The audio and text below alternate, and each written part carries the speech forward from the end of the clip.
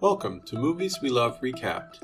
In this video, we will look at a classic sci-fi adventure entitled Escape from New York. Spoilers ahead. Before we start, hit the like button. It's free and will help me to grow this channel. Here we go. The year is 1988. The crime rate in the United States rises 400%. The once great city of New York becomes the only maximum security prison in the entire country. A 50-foot containment wall is built along the New Jersey shoreline, across the Harlem River, and down along the Brooklyn shoreline. It completely surrounds Manhattan Island. All bridges and waterways are mined. The United States police force, like an army, is encamped around the island. There are no guards inside the prison, only prisoners, and the worlds they have made. The rules are simple. Once you go in, you don't come out.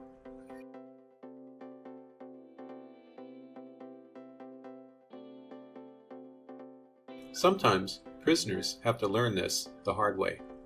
There is no escape from maximum security New York City.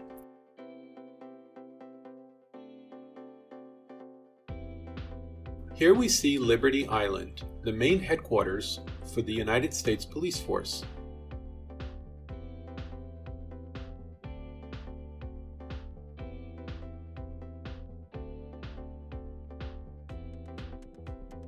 A prisoner bus transport arrives at Liberty Island. A new and famous prisoner is arriving for initial intake.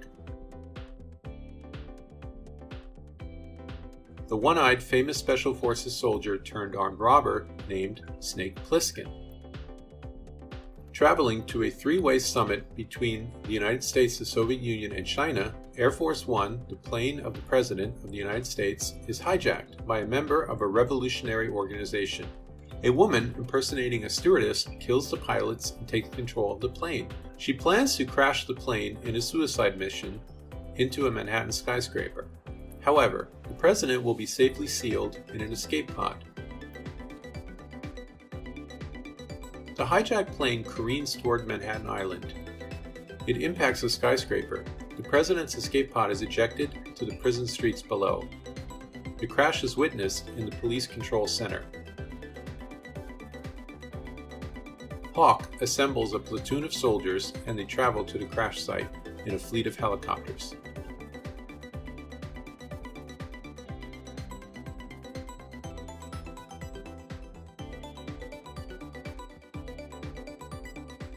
When they arrive, they find the escape pod empty, indicating that the president has been taken hostage.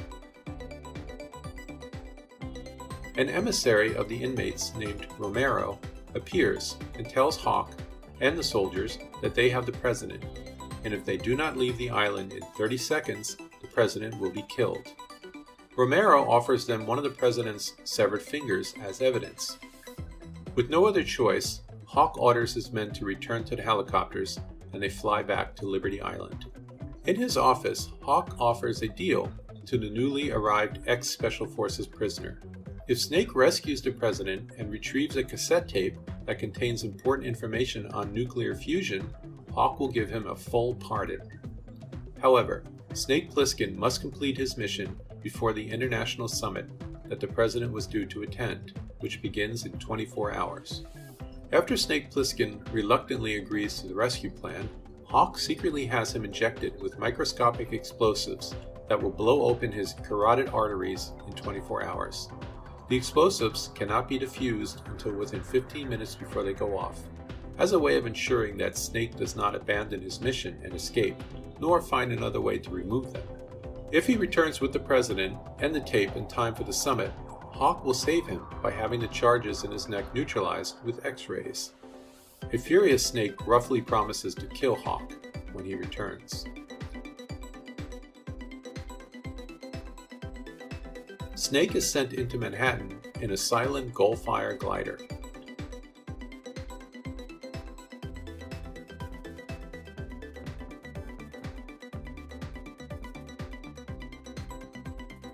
He covertly lands atop the World Trade Center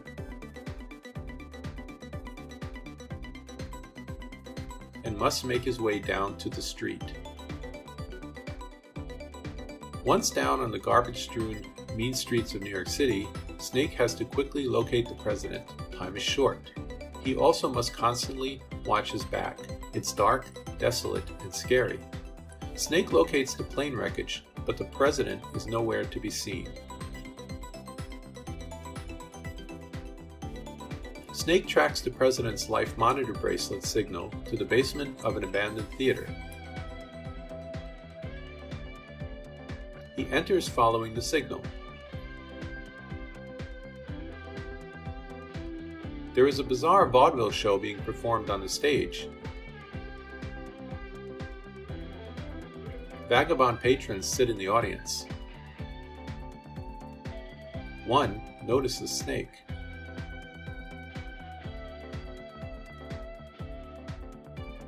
At the theater, Snake meets a friendly inmate named Cabby, who offers to help.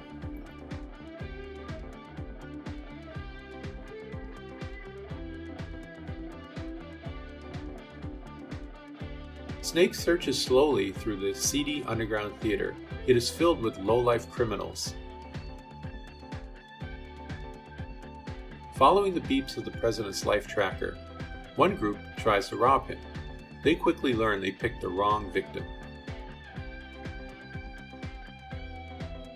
Finally, Snake finds the president. But it's not. It's just an old witless drunk. The drunk babbles about being the president now. Snake now must keep searching. His time is running out to find the president.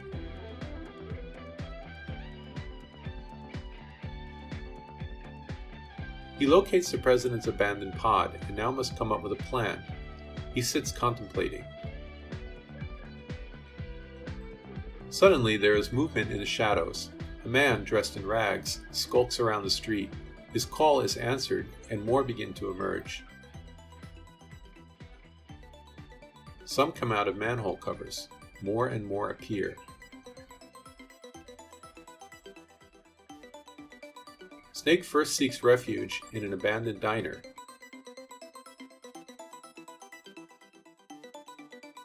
Where he meets a seductive young woman. But the crazies soon attack the diner.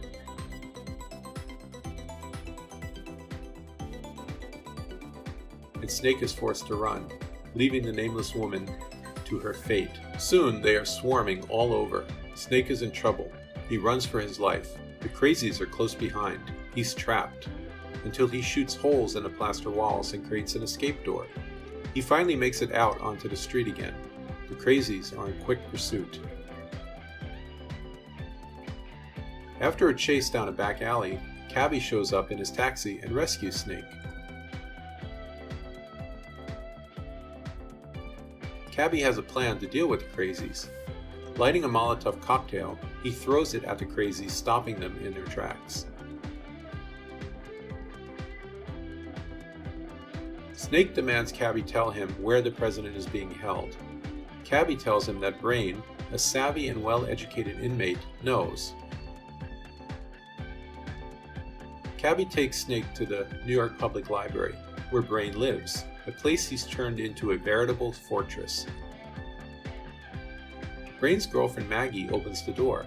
She leads them inside to meet Brain.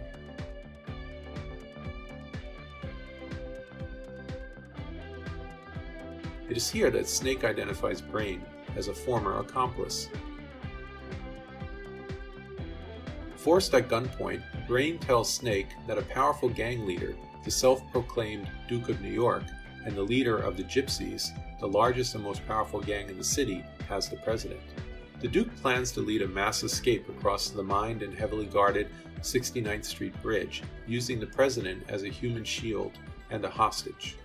When the Duke unexpectedly arrives with a large convoy of henchmen to get a diagram of the bridge's landmines,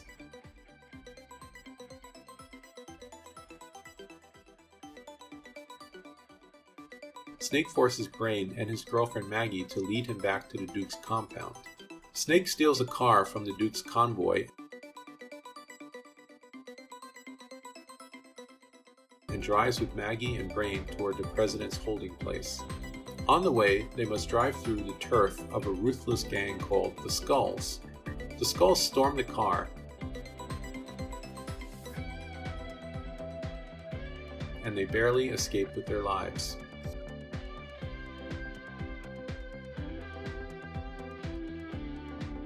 The president is being held in an abandoned railroad car in what was once the Grand Central Station. Brain and Maggie distract the gang members while Snake searches for the president. Snake kills the guard, but also takes an arrow to the leg.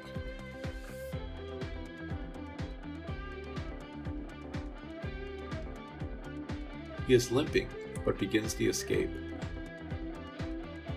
Unfortunately, they are captured. Brain betrayed Snake and the president by alerting the Duke. Snake is overpowered, and he and the president are taken prisoner. Snake awakens to a warm reception. The Duke enjoys target practice and shoots open the president's briefcase. Romero finds and takes the important fusion cassette tape.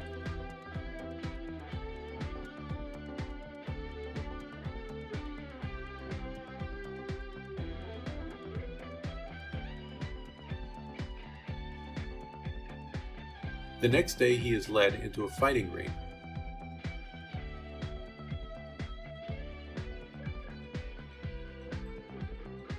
And is forced to fight with a giant powerhouse brute. It doesn't look good for Snake.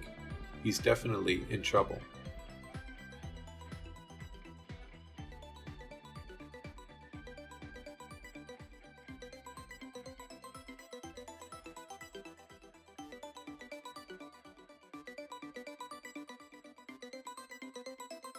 Meanwhile, Brain and Maggie trick Romero and the Duke's men into letting them have access to the president.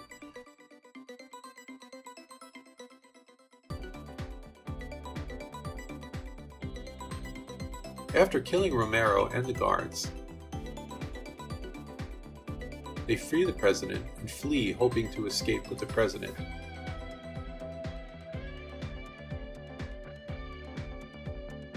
The brute easily beats up Snake and throws him around the ring. This is a fight to the death. Finally, Snake outsmarts the giant and dispatches him with a spike to the back of the head. A henchman suddenly announces that the president has escaped. In the confusion, Snake makes his getaway. Snake manages to catch up with Brain, Maggie, and the president at the glider, but during their attempted getaway, a gang of inmates called the Indians push it off the building. They need to find an alternate escape route.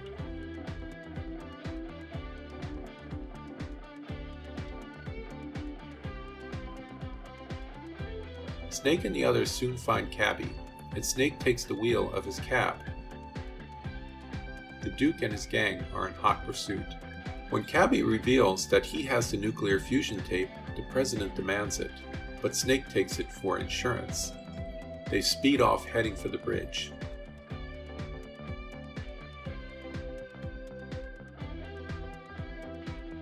Snake is running out of time.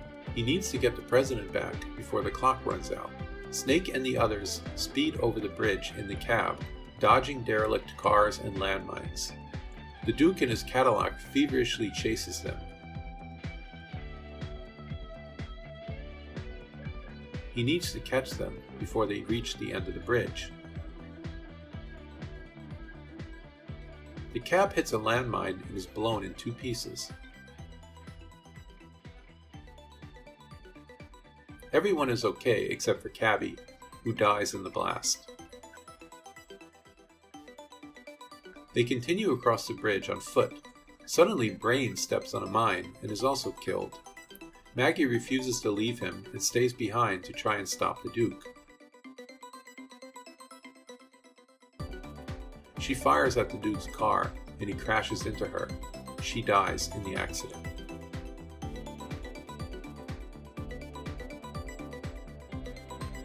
Snake and the president reach the containment wall. The guards raise the president up on a rope. The Duke and Snake begin to fight as the rope is lowered.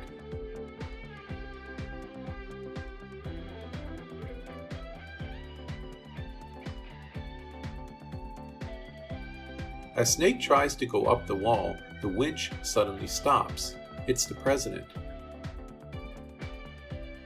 He shoots the Duke with a submachine gun, killing him out of revenge.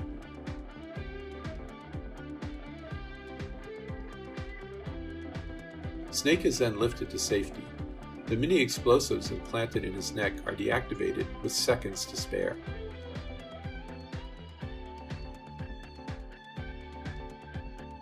At Liberty Island, as the president prepares for a televised speech, he distractedly thanks Snake for saving him. After Snake is pardoned, Hawk offers Snake a job working for him. "We would make quite a team, Snake." Snake angrily replies, "The name's Plisskin." The president's speech commences, and he offers the content of the cassette to the summit. To the president's embarrassment, the tape has been switched for a cassette of Cabby's swing music. Snake is seen casually tearing apart the all-important nuclear fusion cassette tape as he walks away. Thanks for watching. If you want to see more movies like this, hit the like and subscribe button to be notified when I upload a new video. Leave a comment below. Tell me which movies you would like me to recap in the future.